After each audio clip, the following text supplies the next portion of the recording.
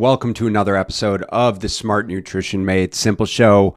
I am your host, as always, Ben Brown, owner of BSL Nutrition, where we help you change your belief system around what it means to be healthy, because we believe that your health determines your freedom.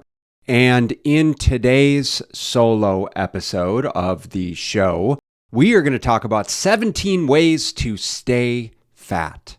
Now, I realize that's probably not terribly politically correct, so no offense. You could say 17 ways to stay overweight, whatever. It doesn't really matter. What matters is what we're going to discuss in terms of the mindset and behaviors that are responsible for helping people change. And so instead of discussing all of the things to do, why don't we discuss all of the things that people are currently doing that are keeping them stuck? And I have to give credit where credit's due. I heard Alex Hormozi do a YouTube or podcast recently. I think it was like 27 ways to stay broke or something like that. And it gave me the idea because, to be fair, there's many carryovers here. Again, because it has so much to do with behavior and mindset. The reason why we're successful, literally in any area of life, has a lot to do, successful in business and marriage and finances, with obviously our health and our fitness and our nutrition and weight loss. So much of it has to do with what's going on between the ears and the stories that we tell ourselves as to why we can or can't do what we think we need to do to be successful. So today's episode, let's talk about all of the things that we're probably doing that are keeping us stuck, that by acknowledging, you likely can get unstuck. Now, first and foremost is having a fixed versus a growth mindset. There's a book, I believe it's called The Psychology of Change by Carol Dweck, and she kind of pioneered these terms around a fixed mindset and a growth mindset. And all that really means is that someone with a fixed mindset is relegated to their pre-existing beliefs around why they think they can't accomplish something, whether they believe that they don't have enough money, they don't have enough time, they're not smart enough, they're not capable enough, they're not talented enough, to the degree that we use that as an excuse to say, oh, I am not good at math, therefore I'll never be good in finances, I'll never be able to manage my money effectively, or because I grew up in poverty, I'll never be able to make a lot of money, or I'm not smart enough to accomplish something, or because I've always been overweight, or my parents are overweight, or because diabetes runs in my family, I am going to have diabetes. It's just how things are, right? Which so many people experience. Instead of having more of a growth mindset and acknowledging, listen, you're human just like everyone else. If there is another human on the planet that is able to overcome the same struggles that you're experiencing, then you are able to overcome that. And that means taking and making the time, energy, and putting the energy and effort into figuring out what needs to happen. So how do I acquire the skills to be able to learn how to accomplish something? How do I exercise or learn how to exercise in a way that's going to help me change my body composition? How do I develop the skills necessary to start to change my eating behaviors? How do I start to surround myself with the people that are going to help me level up instead of keeping me stuck in the situation that I'm in? And that's the difference between having a growth mindset and a fixed mindset. People with a growth mindset, like you listening to this podcast, are people that are continually surrounding themselves with education and opportunities to learn, to grow, and to get better. And those are the type of people that we welcome into our Smart Nutrition Coaching and BSL community that we call invested improvers. They're people that are willing to invest their time, their money, their energy into experts that are going to help them improve the efficacy and efficiency and effectiveness of their training and nutrition plans so that they can actually save time, money, and energy on the back end. That's the difference. Number two, marrying the wrong person. It is not uncommon for us to have conversations with clients that are feeling stuck because of the situations that they are put into because of their spouse. Now, this is not to blame anyone. However, it's important to acknowledge that that person that you are partnering with for life is going to be a pivotal reflection on what you do or don't accomplish throughout your life. Are they supportive? in you throughout the process? Are they supportive of the change that you're looking to make? And equally, are you supportive of them? And are they someone who is as growth-minded as you are? Are they someone that is constantly changing and growing and evolving? And do you two share the same vision for growth long term? It is imperative that you have that conversation.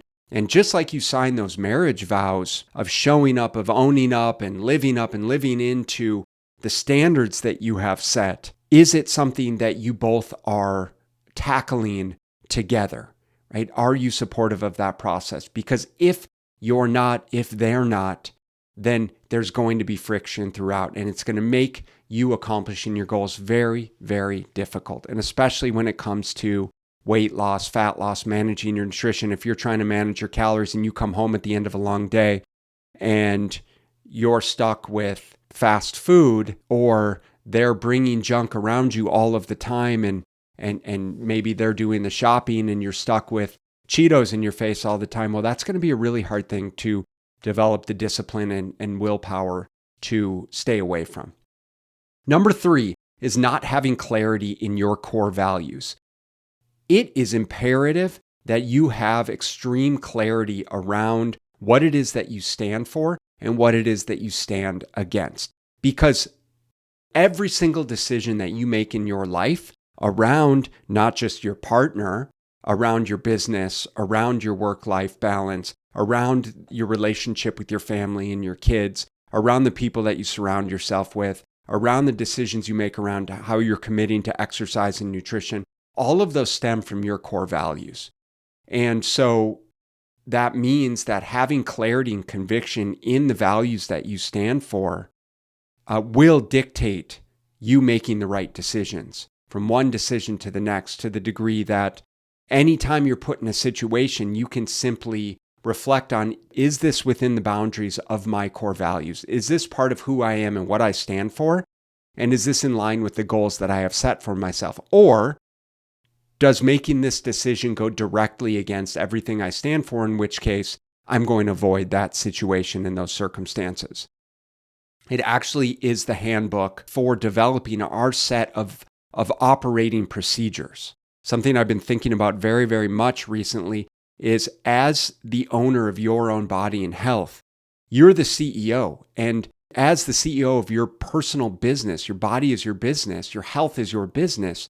What is your operating procedures? What are your standard operating procedures? And all of these stem from your core values and your mission. So every single one of us should have a mission. Like I said at the beginning of this podcast, our mission with BSL Nutrition is to help you change the belief system around what it means to be healthy, because we believe that your health determines your freedom. And we have 5 core values around our mission, around our vision, and that's what we call our life force. FORCE is an acronym for freedom, ownership, respect, choice, and effort. And I'm not going to go into all the nitty-gritty, but those are the fundamental components of every decision that we make in our business, and frankly, that carry directly over into our personal life that my wife and I have developed together that dictate all of the decisions that we make, right? And so that's why I strongly encourage you to have a set of beliefs and values and operating procedures from which you make decisions by. Number 4 is going to be by being a people pleaser.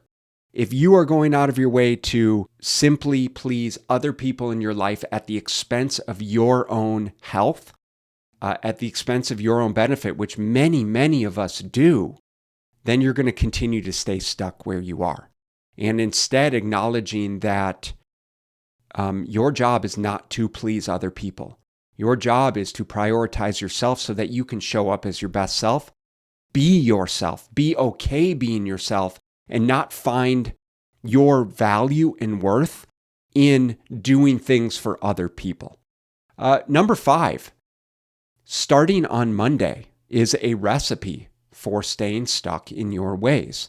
All too often, we're relegating to telling ourselves that we'll start again on Monday, or we have a bad day, we have a bad week, we have a bad month, we have a bad year, and we say, you know what, I'll start again at the new year. I'll start after vacation. I'll start when the stars align. I'll start after I get my bonus. oh, things are really stressful right now. I'll start when that's over. And the reality is there's never a good time to start, which means simply starting now. Number 6, not having a community or social support or trying to go it alone, being a lone wolf. We all need community and connection to grow. And this is something I personally struggled with because for a long time I held myself back in my career and my relationships because I thought I should be doing everything myself. I thought I knew all there is to know. I thought I didn't need other people to be successful. And the truth is that it was only when I actually started investing in mentorship, in coaches, in communities, and surrounding myself with people that knew more than me and were just as supportive that I really started to grow as an individual. And so that's why it's so imperative. We know very clearly from research that people that live some of the longest in the world, some of these proverbial blue zones, they have very tight-knit communities and social support systems, and they thrive off of the interaction. And I think that's part of human nature. And so making sure that you are surrounding yourself with the right people that are going to actually lift you up instead of tear you down. And frankly, sometimes the people that are closest to us can be the biggest saboteurs, which is terribly difficult, but super important to acknowledge so that you can get out of those uncomfortable situations and start to put yourself in positions to succeed. Number 7, refusing to learn to cook is literally a recipe for disaster. So I think this is certainly nuanced because you can not cook these days. You can do meal delivery. You can do those prepackaged meals that have all the macros already done. And I think you can be very, very successful with that. However, in my experience, for most people, it is imperative that we know how to cook a few things, knowing how to cook a few different protein sources, knowing how to cook a few different vegetables, knowing how to cook a few different starchy carbs. If you can do that, well, sky's the limit when it comes to body composition change. But when we're relegated to eating meals out per se, well, it's going to be very, very challenging to control for calories. And this is something we see time and time again where we are going by food labels, we're going by recipe calorie numbers, and they're just terribly inaccurate. And so if you want to be successful, if you want to move the needle, you're eating out frequently and you're not seeing the change that you want, then I can guarantee if you start cooking and controlling for your calories at home, you're going to be much more equipped to effectively manage the process.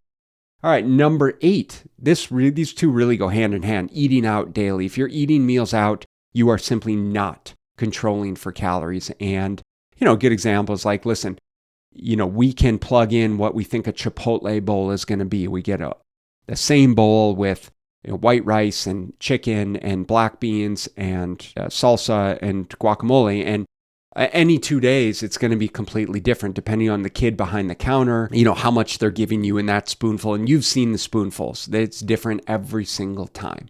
And so I think that provides a good example of how, okay, well, those calories are going to be very, very different between two different bowls.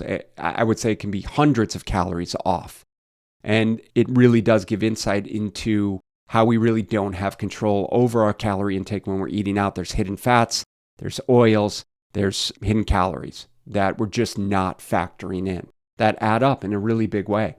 Number 9, drinking alcohol. Listen, as someone who enjoys my beverages from time to time, probably too frequently, I will tell you straight up, and I've done a number of podcasts on this, alcohol is a major limiting factor when it comes to fat loss, specifically the role that alcohol plays in sleep quality, blood sugar management, but also just inhibitions. The more you drink, the more likely you're to snack, in which case calories add up. And so if you're serious about losing weight, then you need to be serious about minimizing alcohol intake. Number 10, doing boot camp classes. This is a topic that I'm pretty passionate about around breaking the conventional wisdom around thinking that exercise is the best way to lose body fat. And what we clearly understand, and if you've listened to any of my episodes before, and I've lectured on this a little bit, is exercise is simply not a good weight loss tool. Instead, managing our nutrition and our calorie intake is going to be the very best lever to help us lose weight and lose body fat. Exercise is beautiful when it comes to health, stress management, enjoyment, If you love going to boot camp class because it helps provide you with a community and you just love the types of exercises and the instructor and it's so much fun to do, great. But don't deceive yourself in thinking that the boot camp class and the fact that you quote unquote burned 500 calories during class is what's going to actually move the needle, because it's not. And we know very clearly that the metabolism is going to compensate for that level of caloric expenditure to the degree that you might see a change in scale weight over the short term, but over the long term, there's going to be a considerable adaptation. And you're no longer going to reap the benefits from that type of boot camp class. And instead, we need to be manipulating the variables around your nutrition and around just your overall movement. So minimizing the amount of high intensity exercise to adding in more low intensity, steady state ways of managing your stress, simply burning more calories at rest, just moving more, better managing blood sugar levels, and minimizing some of those stressful endeavors in your life is going to go a long way. Number 11, if you think doing Optavia and other crash diets is a recipe for success, well, then I have news for you. It's certainly not. And I think if you've done any of those, listen, it's not your fault. It doesn't make you a bad person. We've all gone down that road to some degree. And so I think the worst thing that can happen is you not acknowledging that those, while they might have quote unquote worked for a short period of time, certainly were not a recipe for long-term success or sustainability. All those diets are doing are ultimately keeping us perpetually stuck in this yo-yo dieting roller coaster. And they're frankly adding to the psychological trauma that's created from these dieting processes. The belief system that we need to be restrictive dieting, and this yo-yo dieting cycle that trends from one restrictive dieting to the next, instead of acknowledging, okay, this is something that actually didn't work for me. If I lost the weight and I gained it back, by the way, it did not work for you. And what's often happening with these crash diets is people are losing equivalent amounts of muscle mass, hard-earned muscle mass, as they're losing body fat, so that when they gain the weight back, all of it comes back from body fat. So you're losing muscle mass, you're gaining body fat in this process, this yo-yo dieting process, and you're down-regulating your metabolism in the process, which is going to make weight loss harder and harder and harder. That's not the solution.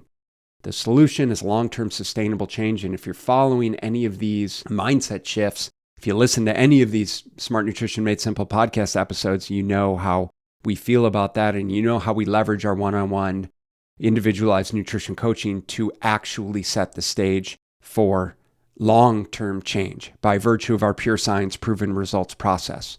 And the fact that we leverage the science of data collection, the psychology of behavior change, right? Understanding that the limitations that exist around our success are not around calories and exercise. They're the barriers that exist between our ears. It's our mindset around this stuff, the restrictive nature and the psychology of change.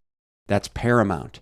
In addition to the art of coaching, of simply having an experienced and effective and expert coach at your disposal to be able to strategically walk you through this process from point A to point Z so that you are equipped with the tools to and the autonomy and the clarity and the confidence to become your own best nutrition detective. That's what we need to happen, and that's what we want for you. Number 12, getting less than 7 hours of sleep per night. We've had numerous guests on about the role of sleep and body composition change. And so if you are staying up late, if you're watching Netflix, if you're wasting time on social media while you're in bed and should be sleeping, you need to stop that right now if you care about your body composition change, or you're not seeing the needle moving and you're quote unquote doing everything right. Sleep is the most anabolic tool that we have. And if you're not sleeping more than 7 hours per night or 6 hours per night, maybe with a nap throughout the day, then that likely needs to change. Number 13 is searching for answers on the internet, right? If you think you're going to go on Mr. Google, Dr. Google, and you're going to find the solution, you're simply wasting your time. There's far too much information that's confusing, contradictory, and flat out wrong that you're going to spend the next 10 years just perpetuating the same cycle. Get out of your own way, get away from the internet to try and find these solutions, and find someone who's been there and done that. hire an expert like us, frankly, or another expert in the field who knows very clearly and has a systematic process for how they help their clients be successful long term, so that you can save yourself, like I said at the beginning, time, money, energy, and effort. If your growth mindset, if you're an invested improver and you value your time, then it's only logical for you to do that. Number 14, you think you should be eating, quote unquote, intuitively. With all due respect to intuitive eating, the only way you can eat intuitively is if you have actually spent concerted time and effort establishing awareness around your calorie intake and what real portions look like.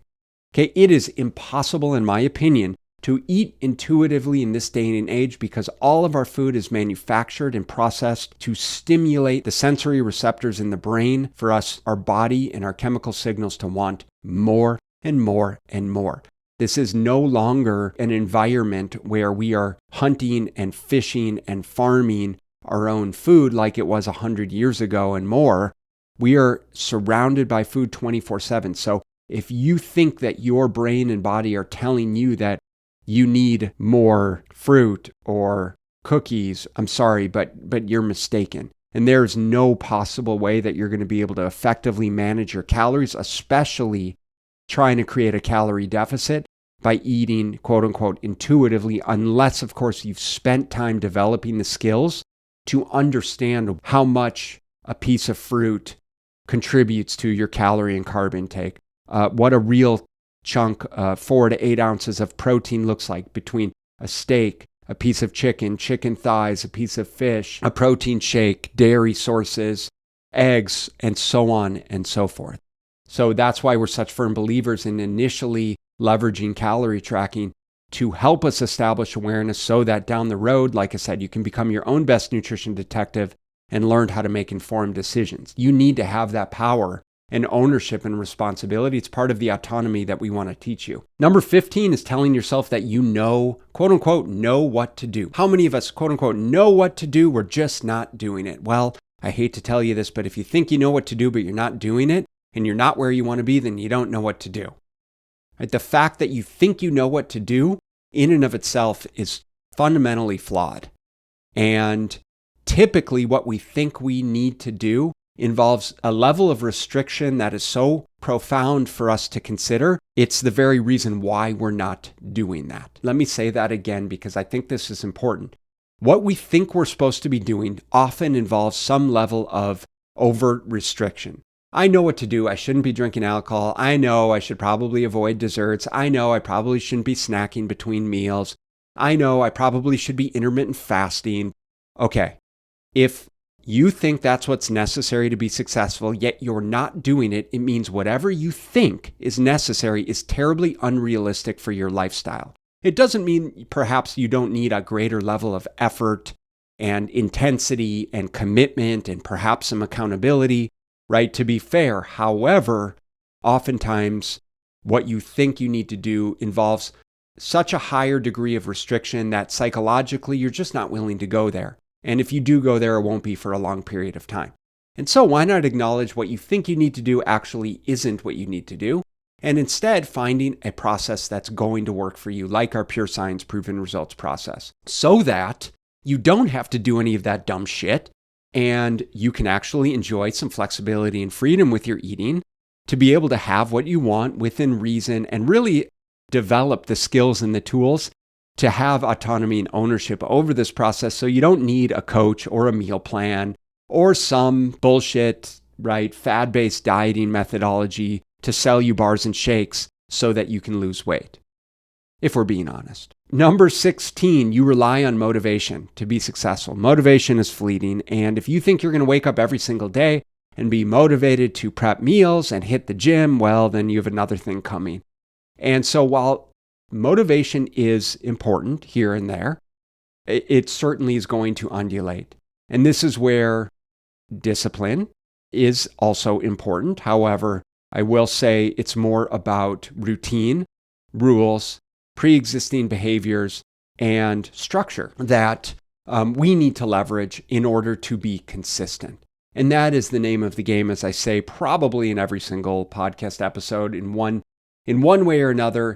The name of the game is consistency. And so what can you do and what are you doing daily that's going to help move the needle around the fundamental principles of sleep, hydration, calorie management, movement, structured exercise, mindset that you can put on autopilot, right? Even when things get hairy and you hit road bumps and things are not going right in your life, because that's going to happen, that's when we need to rely on that level of discipline, but as well as those existing behaviors, those solid foundational routines and rules that we have in place that we know we can fall back on so that we don't lose momentum, so that we can continue to navigate our health and our fitness and our lifestyle changes without being relegated to, I'm just not feeling motivated today, boo-hoo. And this is where accountability can come in too. Accountability goes a long way when you're not experiencing motivation. Number 17, in terms of the 17 ways to stay fat, supersize mentality. I think that we need to build the mentality to be disciplined enough and to make concerted efforts to control the opportunities that we're going to have to get into trouble. In other words, when you drive through McDonald's, you ordered a hamburger and fries and a small Coke. And they say, would you like to supersize that? In your mind, you know that supersizing that is going to add an extra 500 to 1,000 calories, as an example. Yet, you also say, well, it's only an extra $1 to supersize it. I would be stupid to not supersize it. That is the supersize me mentality. And those are the situations that we put ourselves in that get us into trouble. When you're in the office and they order donuts and they're free, and you say, well, I would be stupid not to eat the donut or to take, these sodas or to drink this drink or to grab a handful of candy at my coworker's desk or to eat the rest of the food on my plate, even though I've had enough. I don't want to waste it. It would be stupid for me not to have it because it's free. That's the supersize me mentality. And when we can get over the supersize mentality and acknowledge that we've had enough, we don't need more, we can consistently make better decisions, we need to prioritize ourselves. This is where core values come into play. Experience comes into play. Having structure, discipline, and a plan of attack. All of those things come into play so that the supersize mentality that is kind of that devil on the shoulder that we all experience, we can kind of put the kibosh on that little guy and say, you know what, I'm good. I don't need to eat the free food. I don't need to have more even if it's free. I don't need to clean my plate just because that's what I've grown up doing, or because I'll offend grandma if I don't eat another slice of her pie. That's the supersize me mentality, and it's all about prioritizing yourself. So those are the 17 ways that you can ensure that you are going to stay stuck with your body composition goals, that you're going to stay stuck in a position where you're probably not happy with the progress that you're making or not making, and ensure that by not doing those things, we can actually make the progress that we're shooting for. So I hope that's helpful for you. If you guys have any questions, obviously you're welcome to shoot me an email, ben@BSLNutrition.com. Hit me up if you have any questions or want support in your journey. Appreciate you guys taking the time to listen. I'll catch up with you in the next episode.